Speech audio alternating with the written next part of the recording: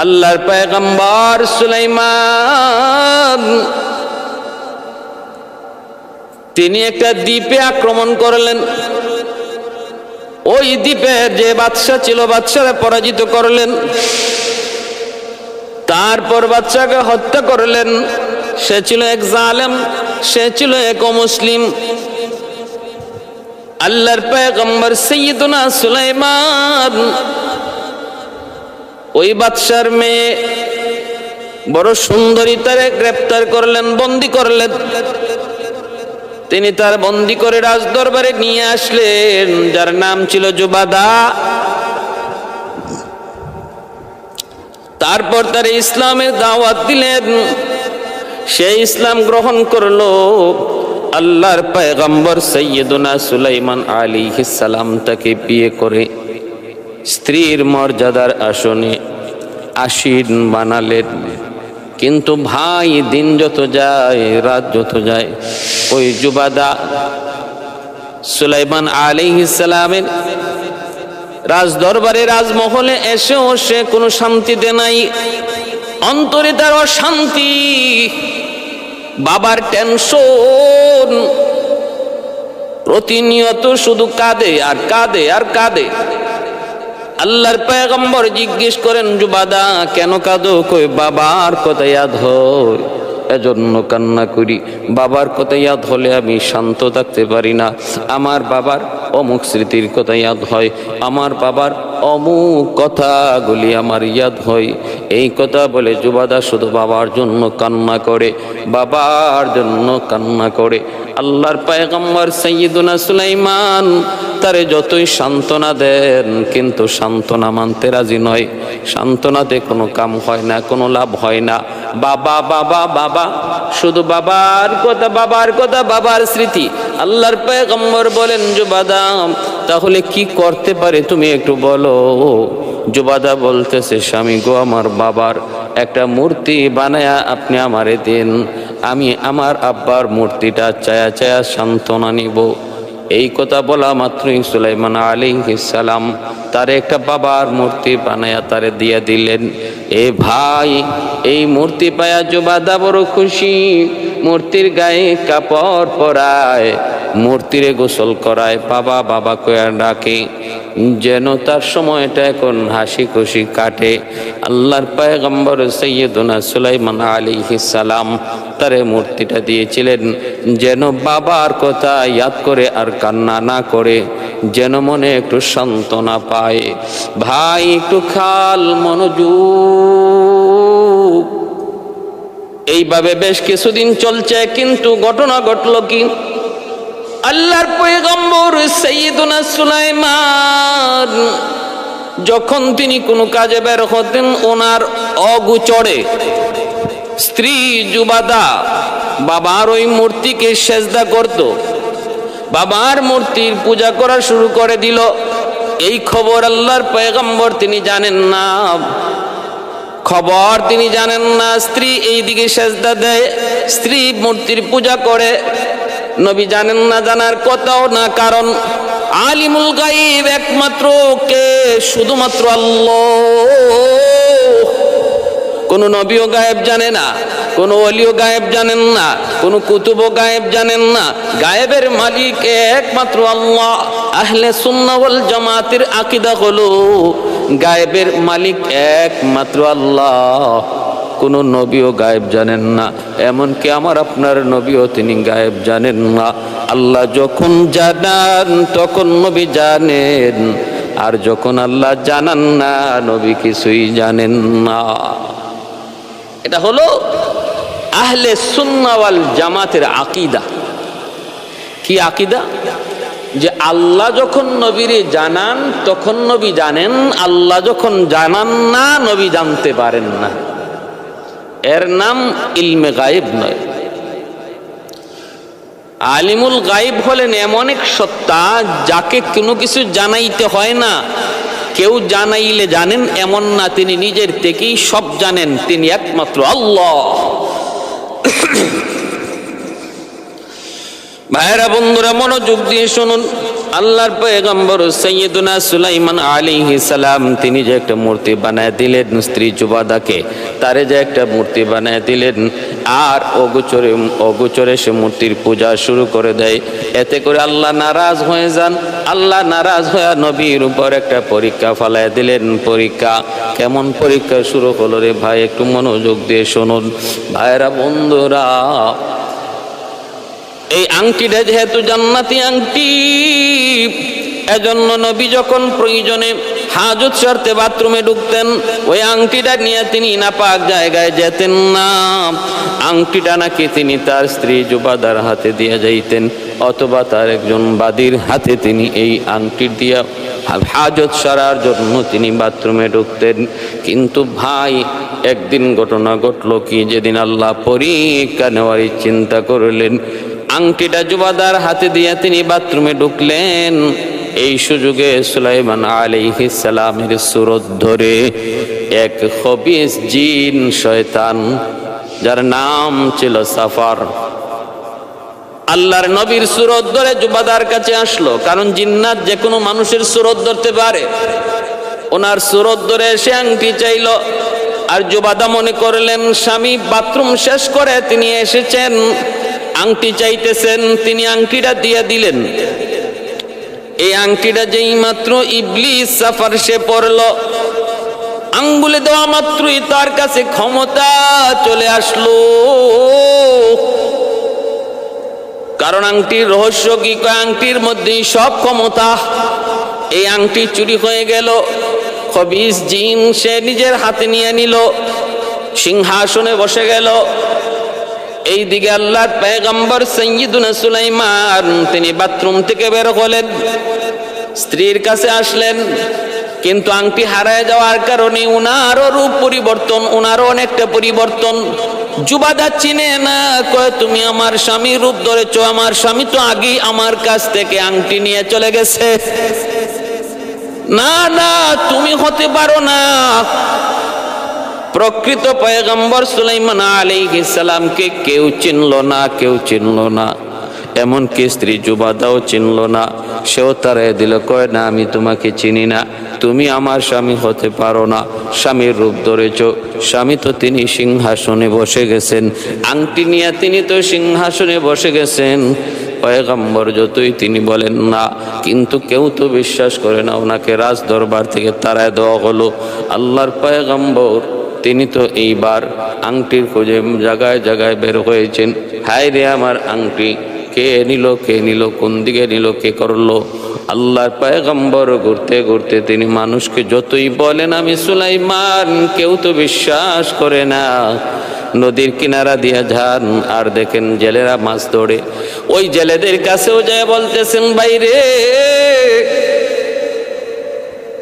আমি বড় ক্ষুধার্ত, আমাকে দুই একটা মাছ তোমরা দিবানি। আমি হলাম সুলাইমান পয়গম্বর। জেলেরা অবাক হয়ে গেল। জেলেরা অবাক হলো, শুধু তা না, রাগান্বিত হয়ে গেল। এই মেয়ে কি কও তুমি, তুমি সুলাইমান? সুলাইমান পয়গম্বর যেদিকে যায় ওইদিকে আবহাওয়া পরিবর্তন হয়ে যায়, বাতাসে ঢেউ খেলা শুরু হয়। তখতে সুলাইমানি নিয়ে সে বাতাসের উপর দিয়া ঘুরে। আর তুমি একজন জীর্ণ শীর্ণ মানুষ, আংটি হারিয়ে যাওয়ার পর তার বডির মধ্যে পরিবর্তন, এজন্য সহজে কেউ চিনে না। এমন জীর্ণ শীর্ণ একজন মানুষ তুমি কেমন করে সুলাইমান দাবি করো? তুমি বড় মিথ্যুক। এই বইলা আল্লাহর পয়গম্বরকে ওরা না চিনে বড় মারধর করলো।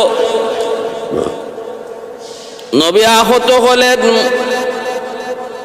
এরপরে তিনি ওদের কাছ থেকে চলে গেলেন, হাঁটতেছেন আর আল্লাহর কাছে তিনি বারবার তওবা করতেছেন, মালিক ভুল হয়ে গেছে, মালিক কোথায় জানি ভুল হয়েছে, আল্লাহ তোমার কাছে মাপ চাই, তুমি মাফ করো।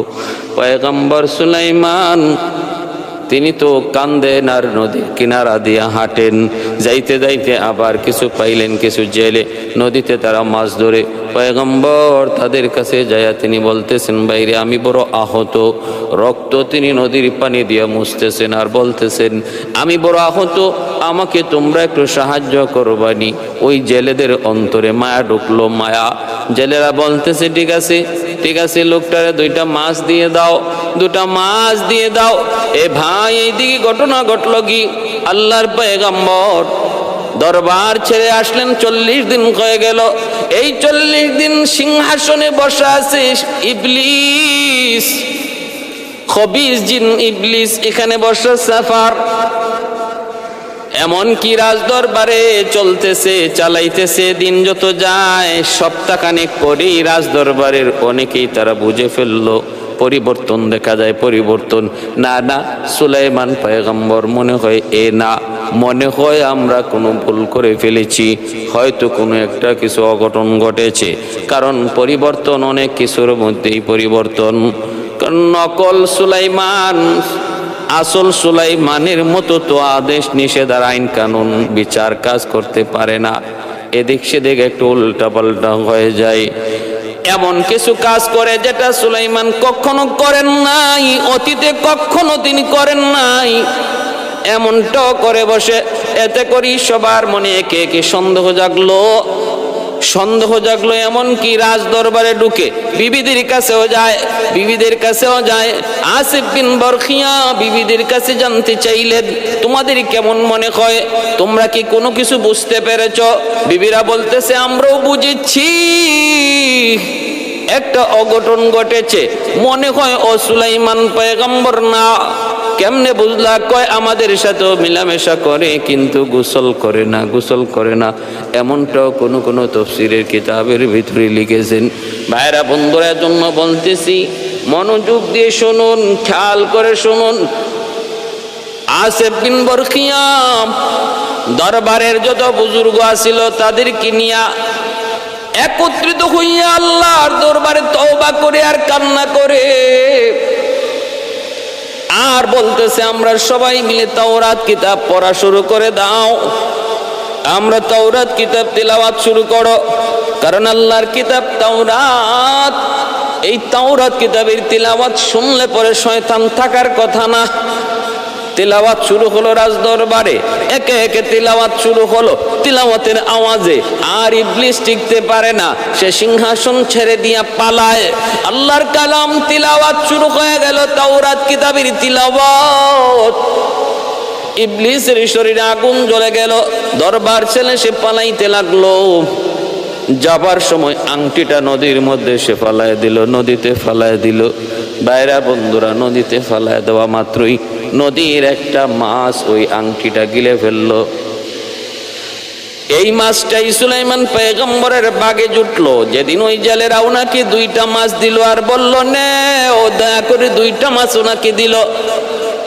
আল্লাহর পয়গম্বর সুলাইমান একটা মাছ বিক্রি করে রুটির ব্যবস্থা করলেন, আর একটা মাছ তিনি কাটলেন, নিজে রান্না করে খাবেন।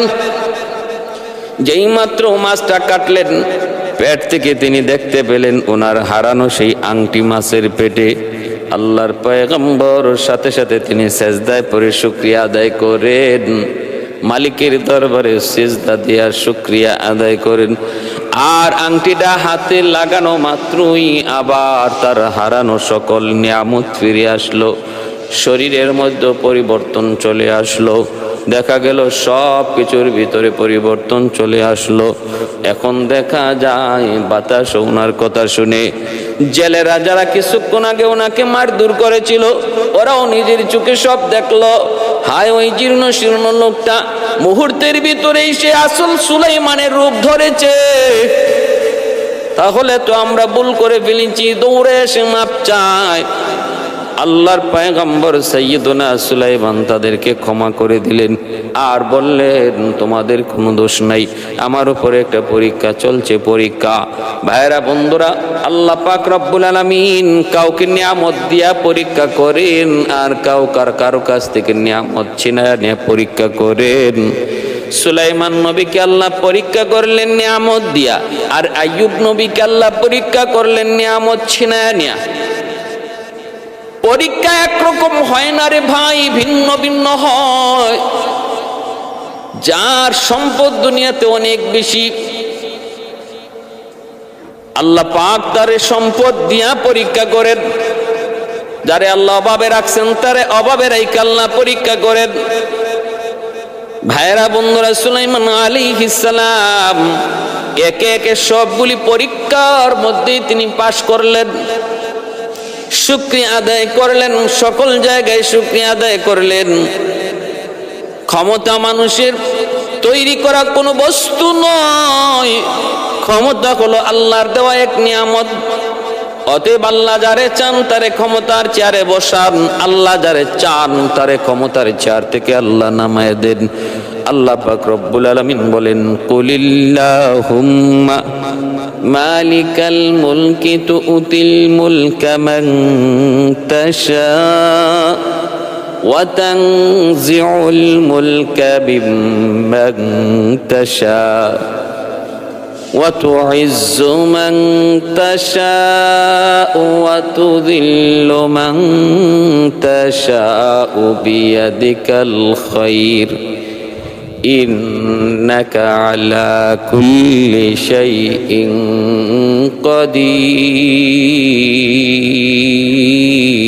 قدير। আল্লাহ ক্ষমতা কাউকে দেন, কারো কাছ থেকে আল্লাহ ক্ষমতা কেড়ে নেন। আল্লাহ কাউকে ইজ্জত দেন, কারো কাছ থেকে আল্লাহ ইজ্জত কেড়ে নেন। সকল ক্ষমতার মালিক একমাত্র আল্লাহ। এ ভাই, সুলাইমান আলাইহিস সালাম আংটি পরে রাজদরবারে আসলেন। এবার সবাই চিনল।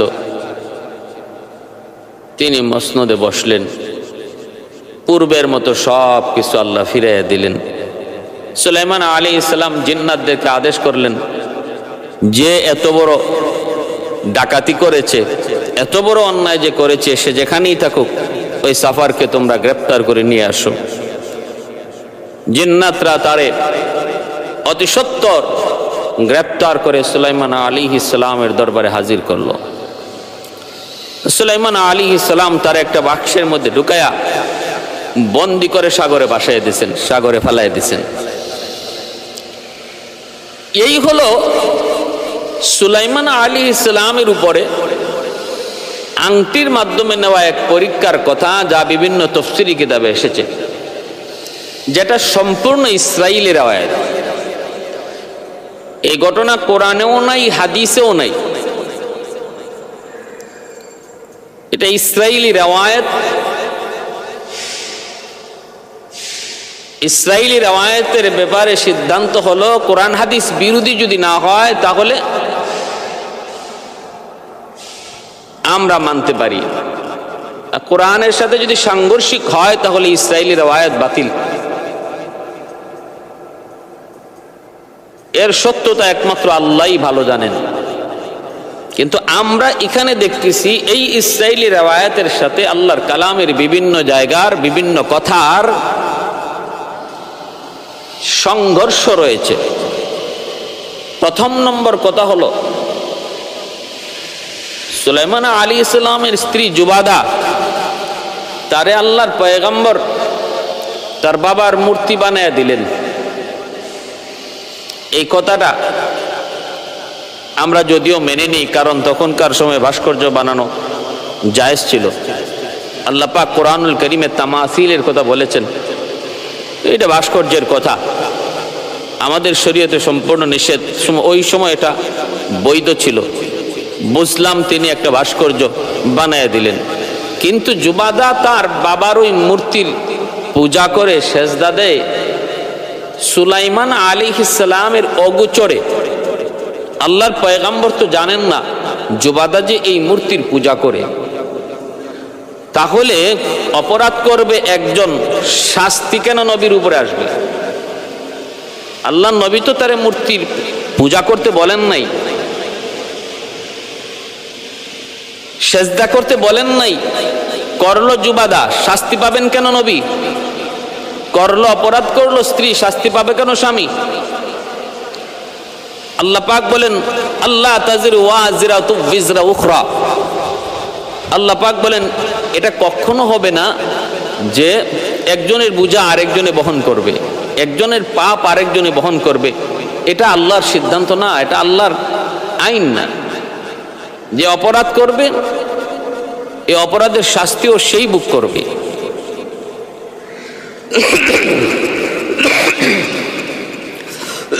আমার ভাইরা,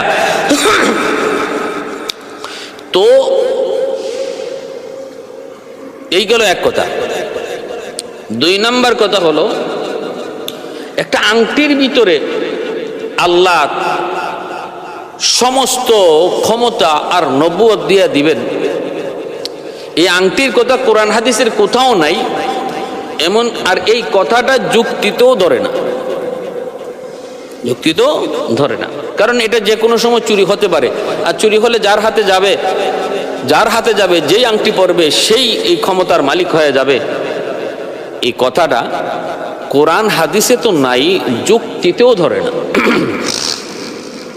2 নম্বর কথা হলো, জুবাদা অপরাধ করলেন, আর আল্লাহ বুঝি পরীক্ষা নিচ্ছেন সুলাইমান আলাইহিস সালামকে। এটা আল্লাহর সিদ্ধান্তের বিরোধী। তারপরে কথা হলো, সুলাইমান আলাইহিস সালামকে আল্লাহ পাক এমন এক পরীক্ষায় ফেলাবেন যে পরীক্ষাটা শরীয়ত বিরোধী কোনো কাজ। আল্লাহ তার কোনো পয়গম্বরকে শরীয়ত বিরোধী কোনো কাজের মাধ্যমে পরীক্ষা নিতে পারেন না। পরীক্ষা নিবেন অভাব, অনটন, ক্ষুধা, যন্ত্রণা, শাস্তি, কষ্ট, নির্যাতন, এর মাধ্যমে আল্লাহ পরীক্ষা নেবেন। কিন্তু আল্লাহ তার কোনো খাস বান্দার পরীক্ষা কোনো শরীয়ত বিরোধী কাজের মাধ্যমে করাইবেন এমনটা কখনো আশা করা যায় না। এই যে কোনো তফসিরে বলা হয়েছে যে এরকমভাবে ওই জিন, যে খবিস জিন, সে সুলাইমান আলাইহিস সালামের রূপ ধরেছিল, সে সুলাইমান আলাইহিস সালামের বিবিদের সাথেও মিলামেশা করত। নাউজুবিল্লাহ। কত বড়! এটা তো অপমানজনক একটা পরীক্ষা নবীর উপরে। হয় না, এটা কখনো হয় না, আল্লাহ কখনো এটা করতে পারেন না। 3 নাম্বার কথা হলো, শয়তান আল্লাহর কাছে বলেছিল যে আমি তোমার ওই মানুষকে কখনো জান্নাতে যেতে দেব না, যার কারণে আমি আজ লানতের তখ্ত গলায় লইয়া জাহান্নামী হলাম। এই মানুষ কেমন করে জান্নাতে যায় আমি ওকে দেখব। কিন্তু তোমার মুখলাস বান্দা যারা তাদের কোনো ক্ষতি আমি করতে পারবো না। হ্যাঁ, বলে নেই ثم لآتينهم من بين أيديهم ومن خلفهم وعن أيمانهم وعن شمائلهم। শয়তান বলেছিল আমি ওই মানুষ জাতির ডান দিক থেকে আমি জাল বিছায় রাখবো, বাম দিক থেকে জাল বিছায় রাখবো, সামন দিকে জাল বিছাবো, পিছন দিকে জাল বিছাবো। কেমন করে ওরা জান্নাতে যায় আমি একটু দেখব।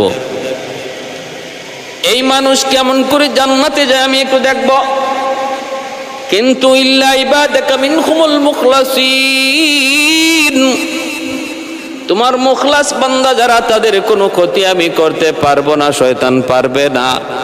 মুখলাস কাকে বলে? ওই মানুষকে বলে যেই মানুষকে আল্লাহ পাক রব্বুল আলামিন জন্মগতভাবেই আল্লাহ তাকে সব ধরনের অন্যায় থেকে, অপরাধ থেকে,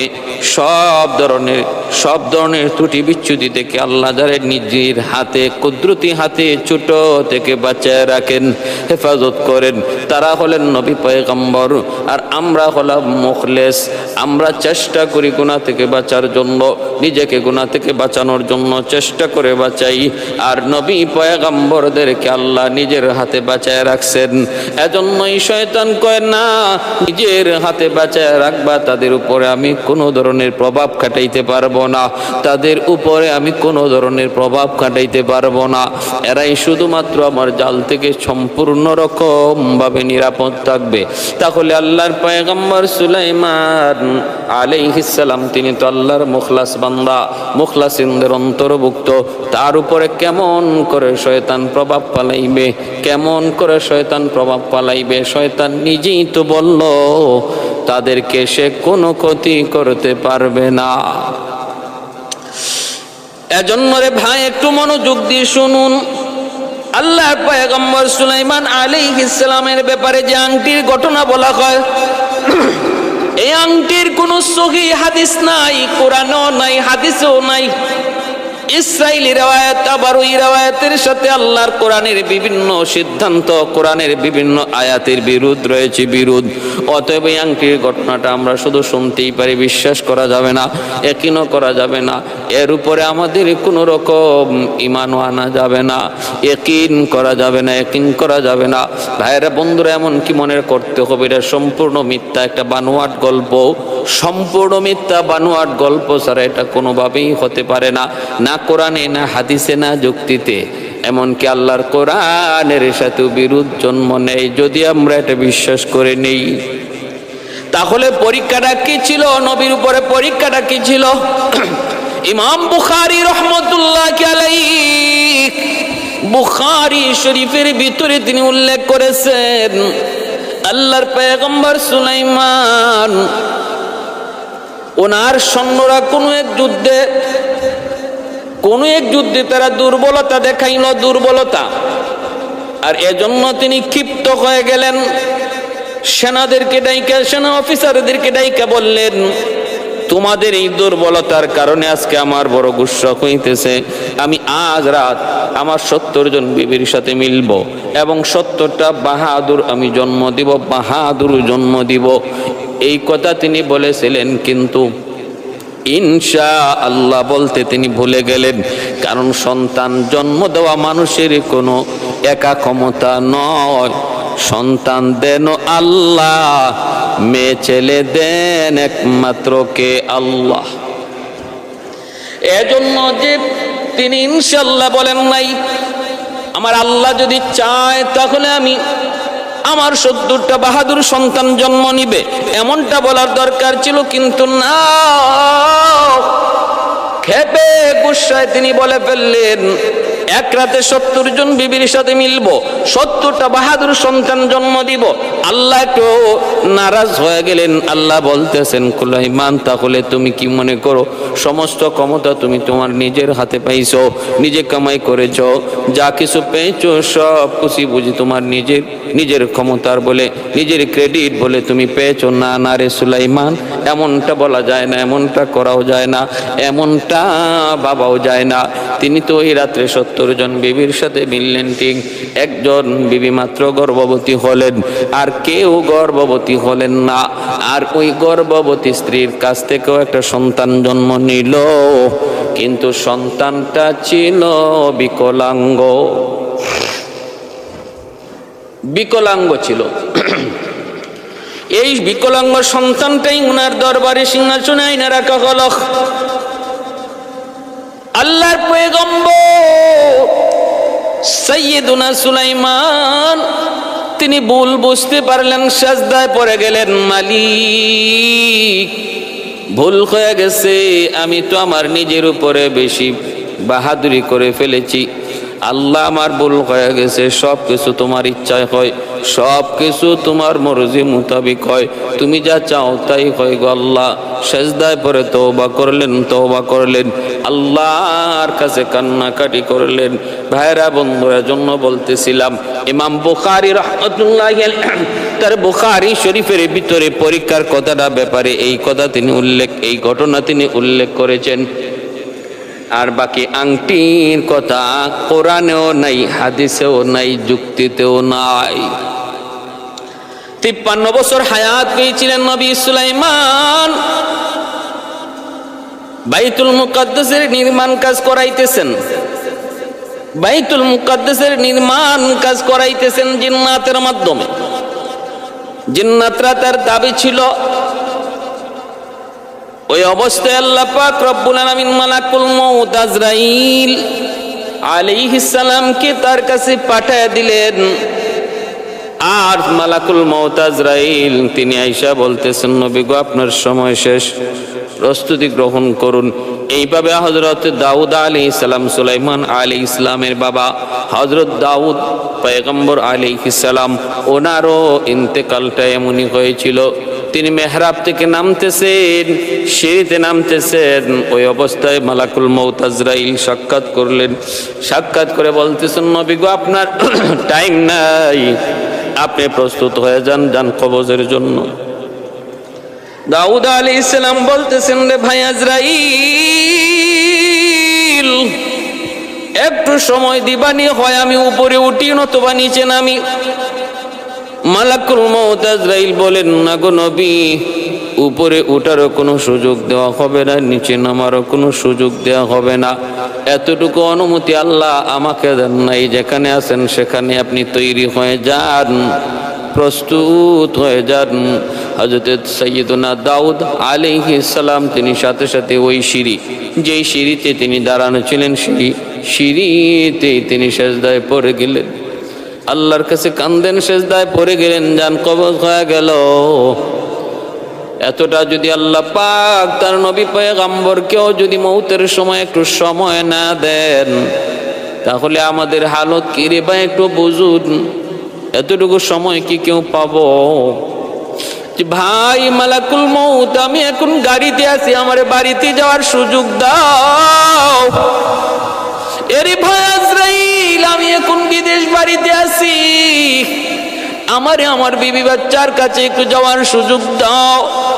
এমনটা বলার কি কোনো সুযোগ আছে? কয় না, কোনো সুযোগ নাই, কোনো সুযোগ নাই।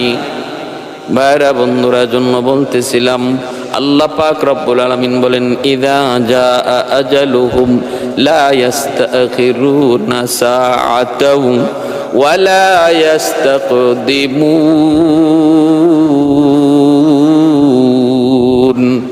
আমি আল্লাহ বলতেছি, যার যখন টাইম হয়ে যাবে, একটা সেকেন্ড তারে এদিক সেদিক করতে দেয়া হবে না।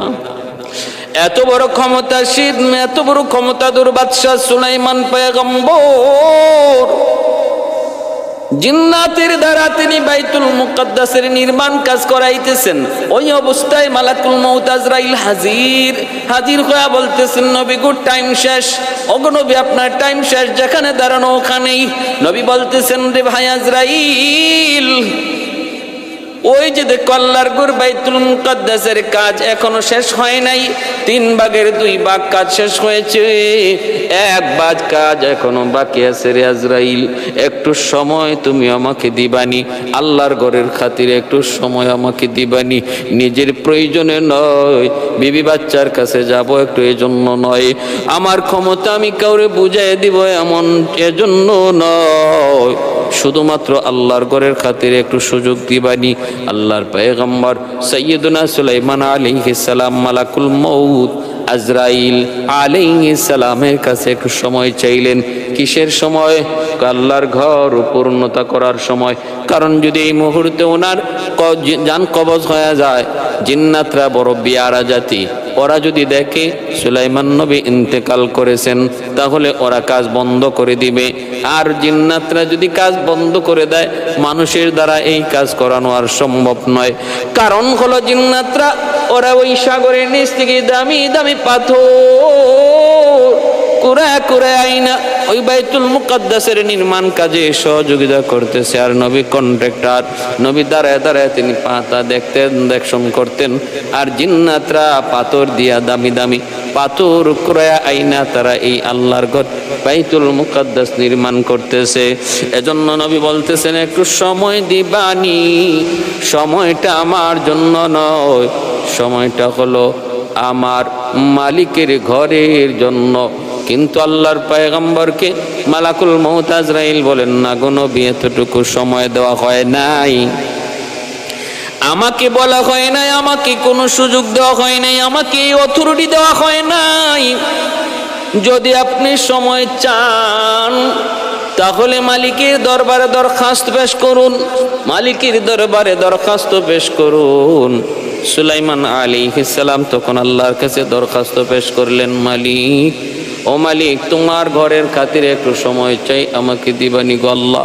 আল্লাহ পাক রব্বুল আলামিন বলেন, রে সুলাইমান, এটা আমি আল্লাহর নিজাম না।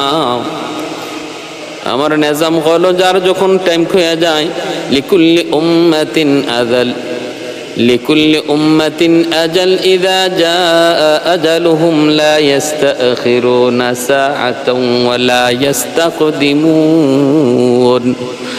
একটু সময় দেওয়া হয় না, পিস করা হয় না, এটাই হলো আমি আল্লাহর নিজাম।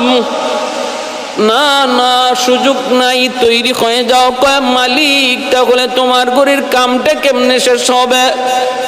আল্লাহ পাক তখন বলেন, সুলাইমান, সেই ব্যবস্থাটা আমি আল্লাহ করব, আমি আল্লাহ করব।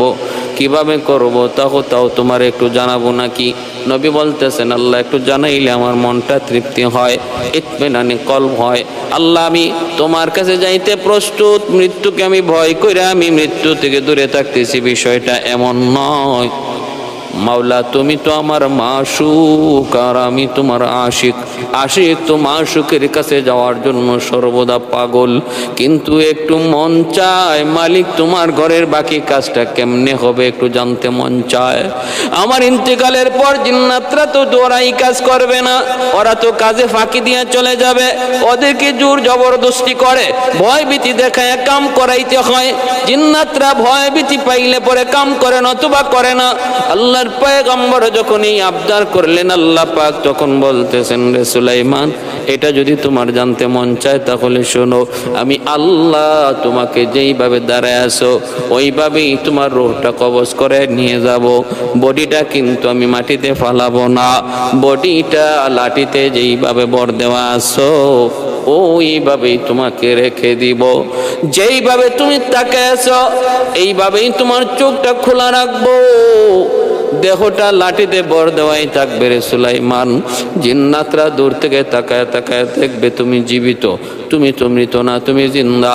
তুমি তাকায়া তাকায়া ওদের কাজের পাহারা দিচ্ছ, ওরা দ্রুত গতিতে কাজ করবে।